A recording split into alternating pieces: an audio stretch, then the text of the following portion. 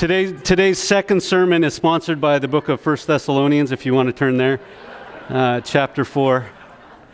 It's great, and I don't have a lot to say. I don't think so anyways.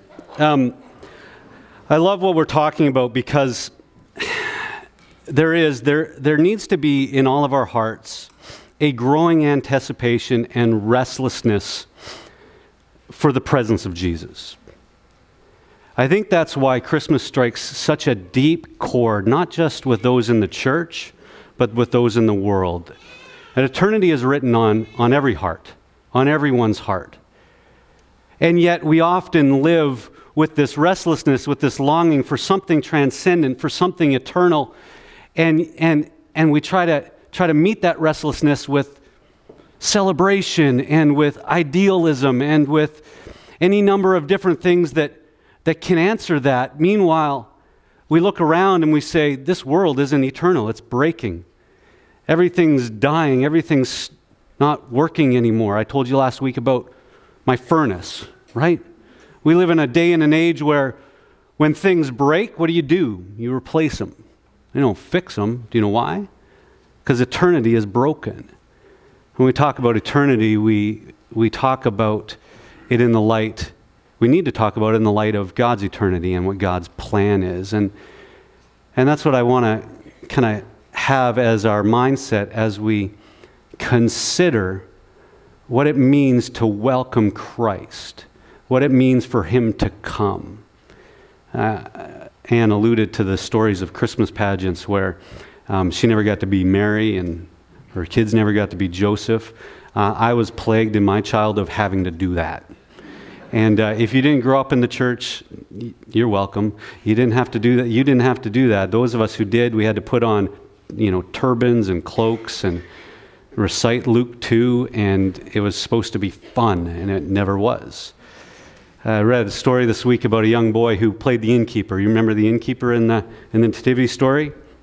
He's kind of the villain all the time, right? There's no room for you. And so this kid, he understood that was what his role was, and he learned his part, and he knew it well, and they rehearsed it, and then the day for the performance came, and his scene came, and he stood at the door, and he opened the door, and all the lights and all the people he could see through the door of the set, and there were Mary and Joseph, and he just got so excited that he said to them, "Come on in, you can have my room."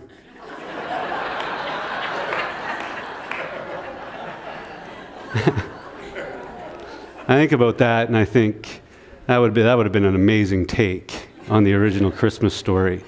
And yet there's an opportunity for us to say to Christ at this time of year, come on in, you can have my room. That's what I want to talk about, because when Christ comes again, our hearts need to be ready for that. We as Christians, we believe that. We believe that Jesus is returning. We believe that there will come a day when He will come and He will make all things right. We spend a lot of time debating the order of those events, but I would like us to focus on what that's going to actually be like so that when it does happen, we'll be ready for it. I want to do that by looking at the end, but also looking at the first advent and seeing how the two are paralleled together, that we who sit in the middle of this time in history, looking back at the first advent and anticipating the next, using this time and leveraging this time to prepare our hearts for then. Christ, there's three comings of Christ. There was the first advent, there is the present, and then there's this new word that I want to teach you today, which is called parousia. We'll describe that in a minute, but it's this welcoming, this coming of Christ in all regality, with all fanfare, to bring things to final conclusion. You ever think about what that would be like? You ever think about what the end would be like? When God comes back to fix the earth, what it would look like? Well, Isaiah describes it for us. He describes a few things of what that day will look like when Christ comes back. We know that on that day, a just king will come and will usher in an era of peace. Isaiah writes of Jesus, he said, He would have the Spirit of the Lord, and it shall rest upon them. And it would be a spirit of wisdom and understanding, the spirit of counsel and of might, the spirit of knowledge and of the fear of the Lord. In that day the root of Jesse, who shall stand as a signal for the peoples, of him shall the nations inquire, and his resting place shall be glorious. The very first thing at the center of this land in that day will be a just king who will usher in an era of peace. It will be an incarnation of God with us. God will finally be with his people. It will be a land sanctified by God, which means that it will have been made holy. It will have been purged of all of its evil, and it will have been mended of all of its brokenness. There will be good news and comfort and freedom all the time, every time. There's not a lot of good news anymore, is there? Turn on the news, and it's just bad. I think the media understands what's going on in the hearts of people with this longing for eternity and knowing that it's all broken. And they feed on that. And we'll get a good, happy news story of someone being kind at the very end of it all. You know, a story of someone reaching out to the poor or doing some amazing good work. And that always leaves it on a high note so that we won't think so badly when we want to turn on the news the next day that it's only going to be bad news. See how they get us? And that day, all the news will be good news. And it'll be stories of reconciliation. It'll be stories of healing. It'll be stories of the defeat and the victory over evil. I believe that our human hearts long for this. And as we read these passages, what we will see is this longing answered by these promises. And that's why it's important that we consider our lives with the end in mind. It affects how we view the way that we live, the hope that we live with, and the peace that we live with. Let's take a look at kind of the details of it. We'll talk about this parousia, the welcoming of Christ, because, you know, at the center of it all, there is a king that's coming. And so to do that, we're going to go to 1 Thessalonians chapter 4, and I'm going to read verses 15 to 17. It's not really the go-to Christmas verse. It's not really the Advent verse, but I hope you can stay with me just for a couple minutes here as we look and see why this makes it different in this season now. Paul writes, "For this we declare to you by a word of the Lord, that we who are alive, who are left until the coming of the Lord, will not precede those who have fallen asleep. For the Lord himself will descend from heaven with a cry of command, with the voice of an archangel, and with the sound of the trumpet of God. And the dead in Christ will rise first. Then we who are alive, who are left, will also be caught up together with them in the clouds to meet the Lord in the air. And so we will always be with the Lord." Before we break that down into little bits and pieces and try to understand what it means, I want you to see that it's in the context of this celebration we call parousia. Paul here is describing the reception of Christ. In the ancient world, it was custom for significant members of society to prepare their city for a coming king. They would know that a king was coming, and they would make sure that their city was ready for him, and then they would go out and they would greet him on the road, on the highway into the city, and they would come back into the city to great fanfare. That's what Paul's describing here. He's not breaking this down that this is a literal, literally these events are going to happen. What he's saying is there's going to be a parousia. The king is going to come back, and we are going to go out and meet him, and the dead will be raised. We'll welcome into the city where we will dwell with God forever. That's the excitement of it all. That's the power of it all. Paul's saying this is what's going to happen. This is what's going to go on. In doing so, they would parade. They would go past the cemeteries. Outside the gates of the city were always the cemeteries, and the king would be paraded past the dead. In this passage, we see a few things going on. First of all, we see that a king is coming. Paul describes that. The king is coming.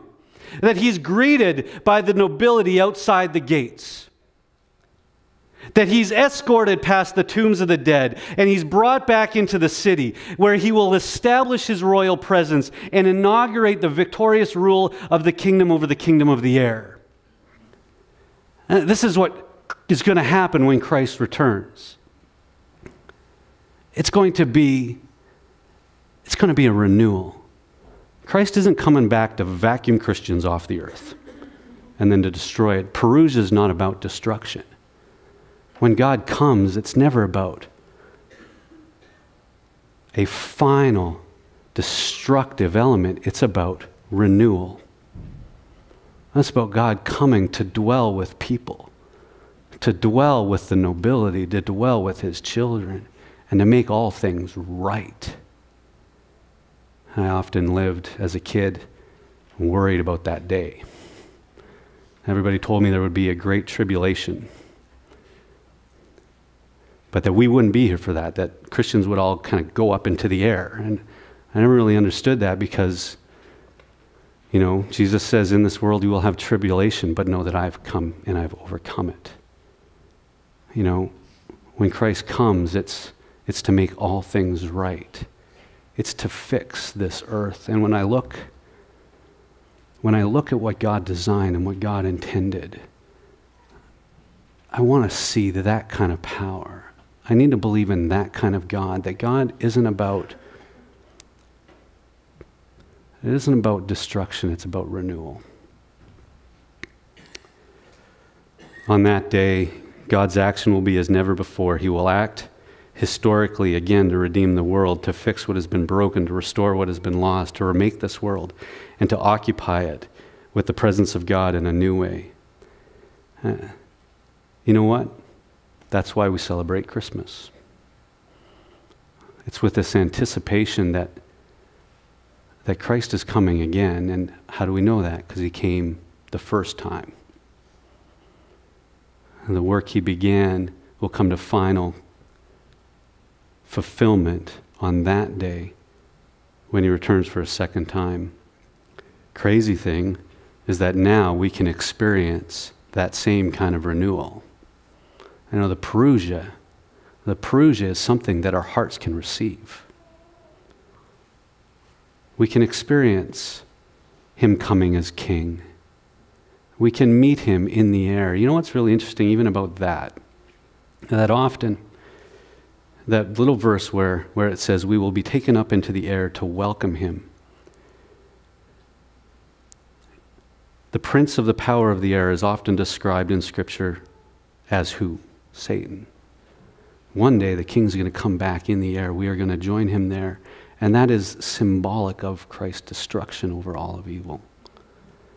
You see, he's coming as king, and he's coming to destroy evil and its power over everything that's been created. The crazy thing is that we can experience that now because of Christ coming the first time. Christ came the first time, and he came, and his message of good news was brought to nobility, to shepherds, to a peasant virgin, to wise men from the east. He came to those who were ready to receive him. That's the same for us. We're ready to receive him as one who has victory, as one who gives resurrection.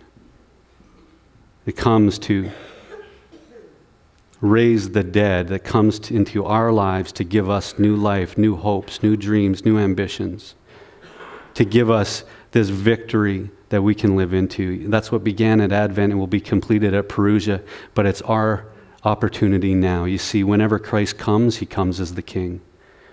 This is our acknowledgement. This is what we say, that he is the worthy King, that we need his lordship because we need his sovereignty, we need his goodness, we need his grace, we need his victory. Because he comes as King, we're no longer under the burden of trying to fix ourselves. Whenever he comes, we are the nobility.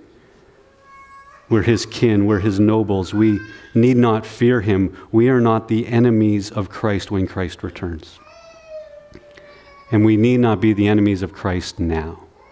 We can know what it means to be friends with God. We can know what it means to be children of God. We can know what it means to be nobility.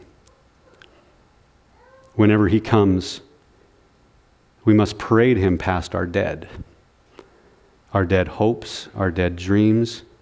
As one person put it, our cadaverous versions of human achievement.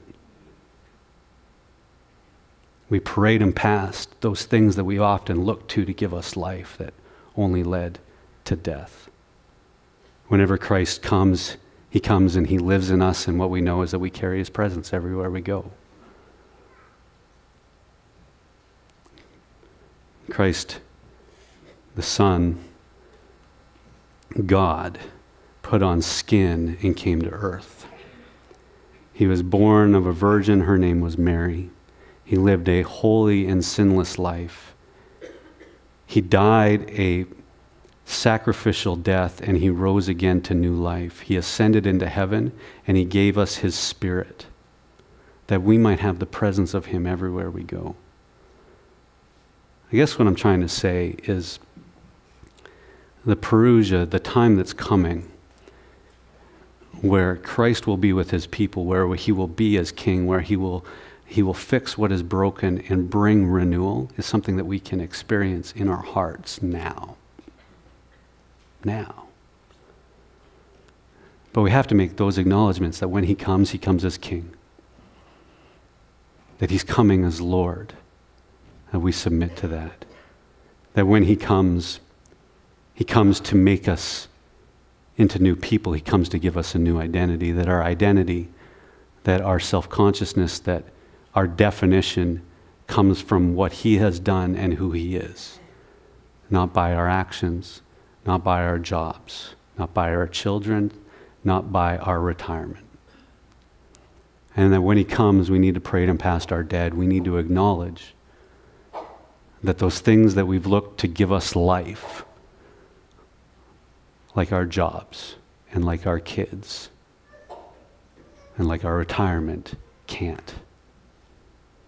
But then when we welcome him in, he gives new life, and he gives this kind of renewal. He gives this hope. He gives us this opportunity to experience peace. That's what I hope you'll do with your hearts this Christmas. That's what I hope our prayer will be for one another this season. It's so easy to get caught up in it, isn't it? It's so easy to get caught up in the madness and the fanfare and all the stuff that has to get done. How am I going to fit in Pictures with Santa and the Christmas production at church and all the dinners? And what we miss is this opportunity that we have to see that it's all good. That Christ came once so that we could experience a parousia. Now he's coming again, and we anticipate that. Let's prepare our hearts for that.